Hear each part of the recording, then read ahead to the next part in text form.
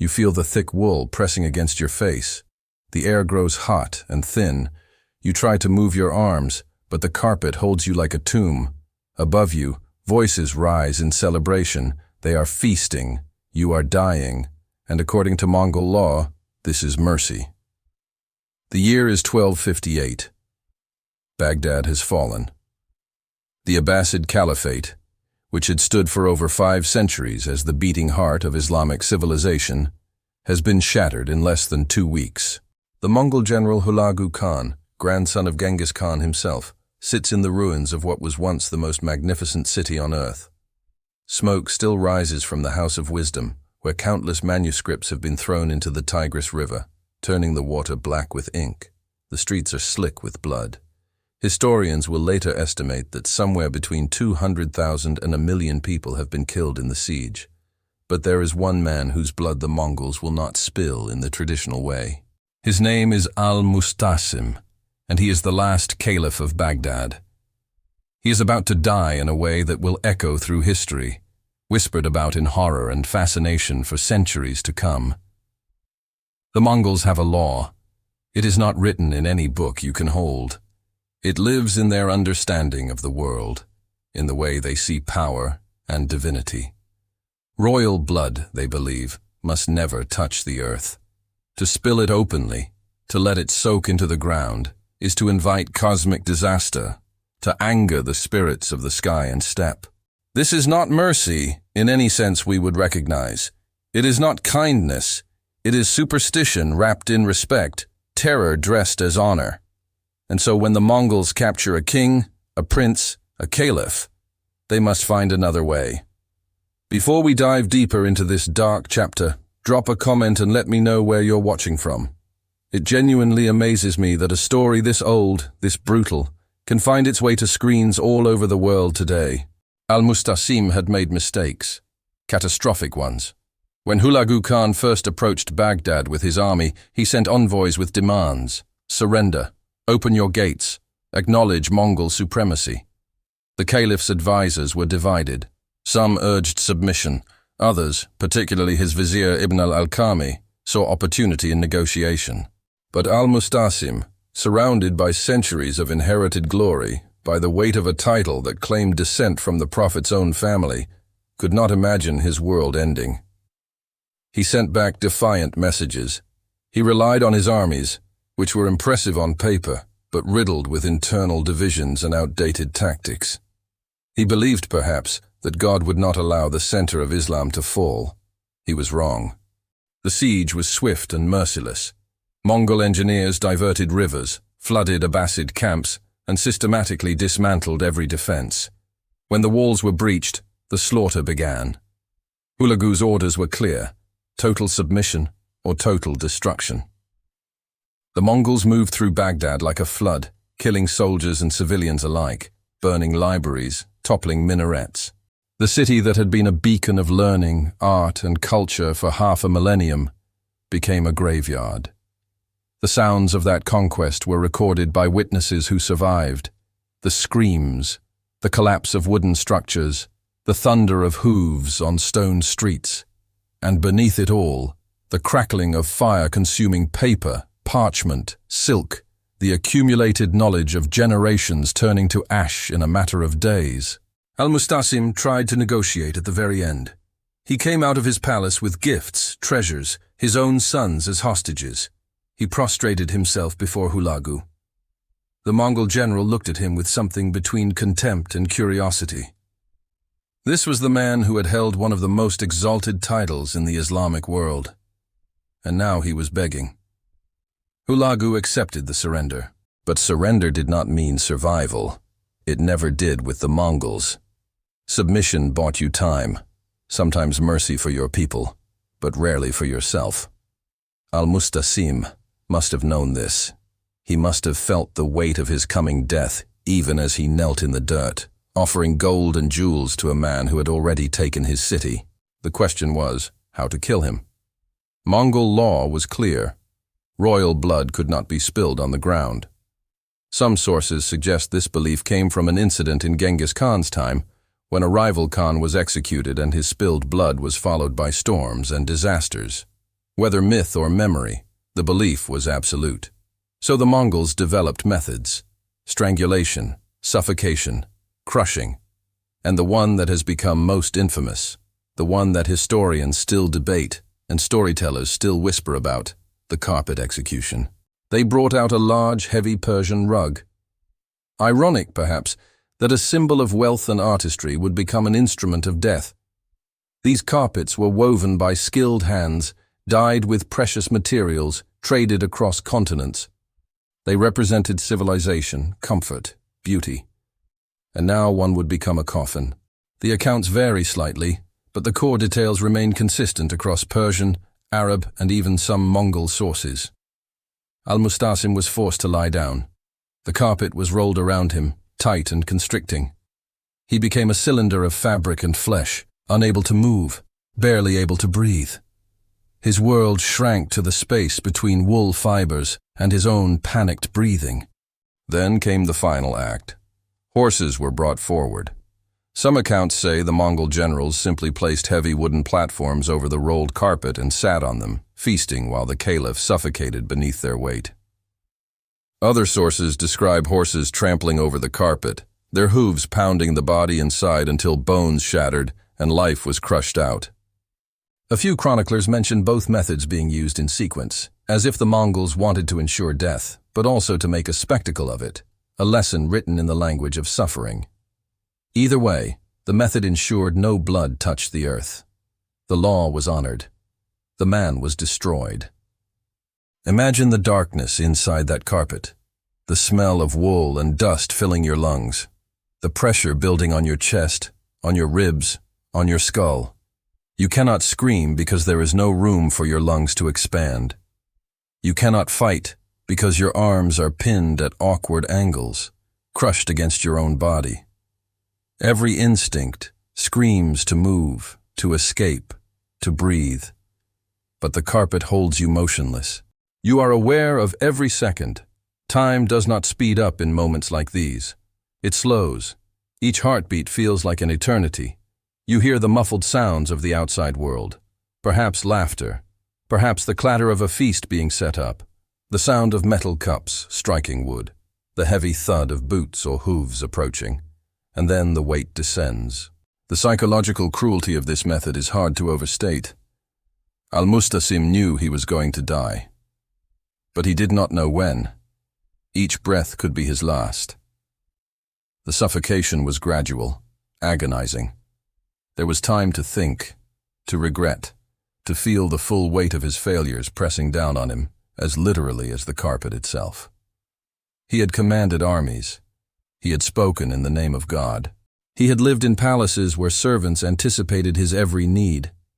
And now he was being crushed like an insect, in darkness, in silence, with no witness to record his last words or final expression. There was no dignity in it. He was not martyred in battle. He was not given a clean death. He was rolled up like a piece of unwanted furniture and destroyed. Hulagu Khan did not invent this method, but he perfected its symbolic power. The message was clear. Your title means nothing. Your lineage means nothing. Your God did not save you. The only law that matters is ours, and we will honor it in ways that still destroy you. The carpet execution was theater as much as it was murder. It communicated hierarchy, inevitability, and the absolute nature of Mongol dominance. And it did so without spilling a single drop of blood on the earth, thus maintaining the cosmic order as the Mongols understood it.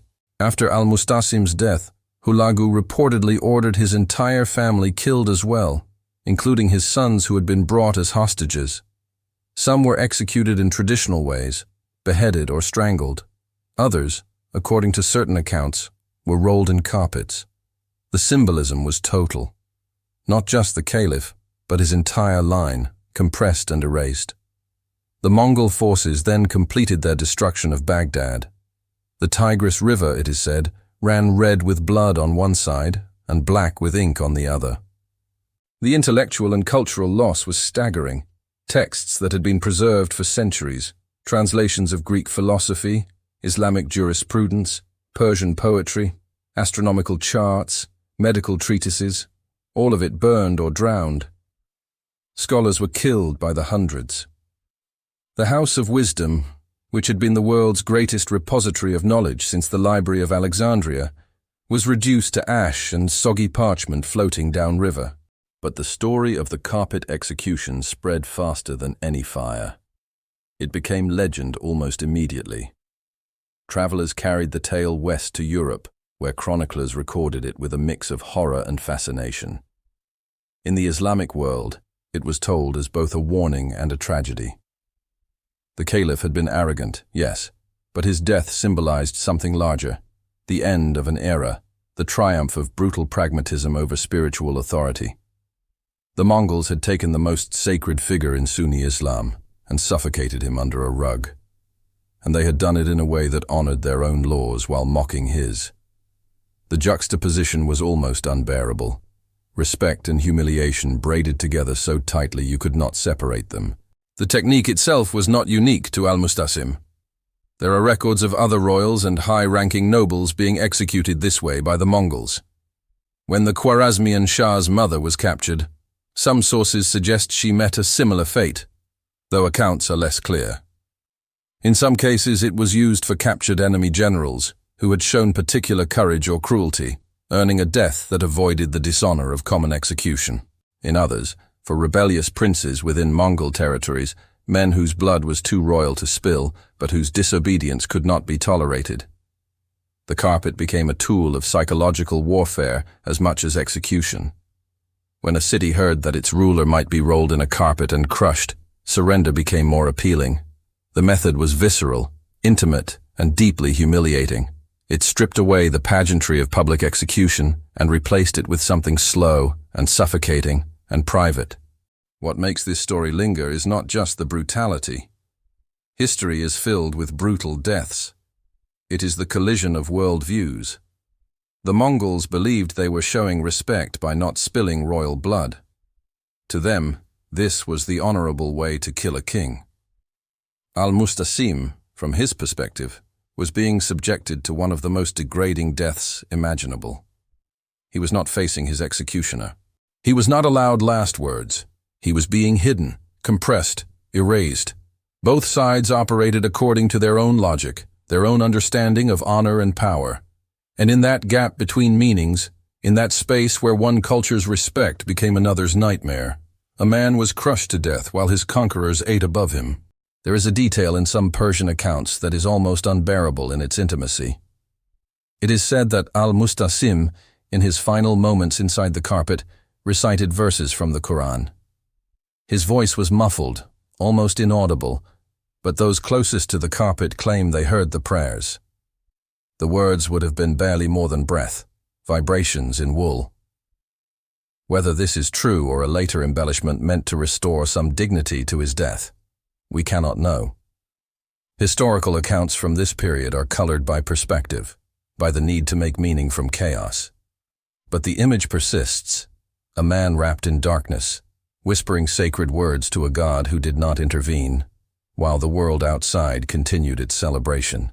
The psychological aftermath for those who witnessed it must have been profound. Mongol soldiers who had seen countless executions, who had burned cities and slaughtered armies without flinching, still spoke of this one differently. There was something about the carpet, the slowness, the deliberate care taken to avoid spilling blood, that made it feel ritualistic rather than merely violent. It was a performance of power, a demonstration that the Mongols controlled not just life and death, but the very manner and meaning of both. Some soldiers later converted to Islam under Ilkhanate rule, and one wonders what they told themselves about that day, about the caliph rolled in wool, about the feast they may have attended while he died beneath their feet. Hulagu Khan went on to establish the Ilkhanate, a Mongol dynasty that ruled Persia and much of the Middle East for decades. He converted to Buddhism, then flirted with Christianity through his wife Dox Khatun, and his descendants eventually embraced Islam.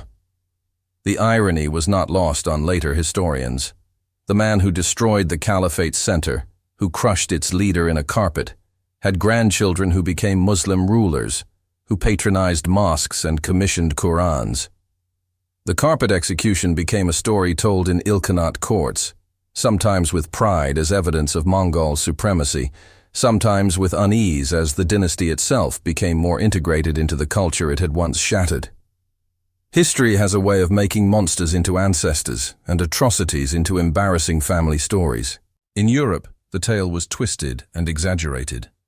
Some chronicles claimed the Mongols rolled dozens of nobles into carpets at once, creating macabre cylinders of dying aristocracy. Others said they used the method as entertainment, placing bets on how long a man could survive, on whether he would scream loud enough to be heard through the wool. These embellishments reveal more about European fears of the Mongols than about the reality of the practice. The Mongol invasions had reached Eastern Europe, had defeated Hungarian and Polish armies, and the continent lived in terror of further expansion. The carpet execution became a symbol, a shorthand for a certain kind of cruelty that was methodical, ritualistic, and alien. It was not the hot rage of a massacre. It was cold, calculated, bound by rules that made no sense to Western minds. The physical carpet, if it still existed, would be in a museum somewhere, studied and preserved behind glass with climate control and security. But of course it does not exist. It was likely discarded, burned, or reused for some mundane purpose. It was a tool, nothing more. Perhaps it cushioned a Mongol general's sleep that night. Perhaps it was given to a servant. Perhaps it was destroyed because even the Mongols found it uncomfortable to keep such an object. The story is what survived, and the story became a mirror. Different cultures saw different things in it. Some saw barbarity, proof that the Mongols were demons on horseback with no respect for human dignity. Others saw a twisted form of respect, an acknowledgement that even in death, rank had meaning. Some saw the inevitable triumph of military might over spiritual authority, the lesson that prayers and titles cannot stop swords and siege engines. Others saw the tragedy of a man who miscalculated, who believed his position could protect him, and who learned too late that the world had changed and he had not changed with it. There is a monument in Baghdad today, near where the House of Wisdom once stood. It does not mention Al-Mustasim by name. It commemorates the scholars, the books, the knowledge that was lost when the Mongols came. But in the stories still told in tea-houses and university lectures, in documentaries and historical dramas, the caliph's death is never far from the discussion. It is the human face of the catastrophe, the single moment that captures the scale of the loss. He was not just a man. He was a symbol of an entire civilization's zenith and collapse, and his death in that carpet, suffocating while conquerors celebrated above him, was the end of a world. The Mongols moved on. They conquered more cities, fought more wars, established trade routes and legal codes. Eventually their empire fractured and faded, absorbed into the cultures they had conquered. But this one execution, this one act of suffocating a man under a rug while honoring a law about blood and earth, has outlasted all of it. It has outlasted the Ilkhanate, outlasted the memory of most Mongol generals, outlasted hundreds of battles and sieges. It persists because it captures something essential about power and helplessness, about the arbitrary nature of honor, about how easily a human life can be compressed into nothing when empires collide. Al-Mustasim's name is remembered primarily for how he died, not how he lived. His reign was marked by weakness and indecision, but those flaws would have been footnotes in history if not for the carpet. Instead, he became the caliph who was rolled up and crushed, the man who represented the end of an age, who died in darkness, while his killers honored a law he did not understand and would not have respected if he did. You are lying in the dark. The wool is rough against your skin. You cannot move. You cannot breathe deeply. The weight above you is immense, relentless, distributed across your entire body so that no single point breaks, but everything compresses. You hear laughter, the clink of cups, the heavy scrape of wood on stone.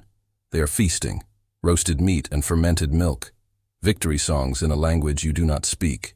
You are dying, slowly, methodically. And in the gap between their celebration and your suffocation, history is being made. Not in the way you imagined when you took the title of Caliph. Not with glory or honor or witnesses to carry your final wisdom to future generations, but with a carpet, a law, and the slow, crushing realization that power does not care about your understanding of it. Power has its own language. And tonight, wrapped in wool and darkness, you are learning it one labored breath at a time.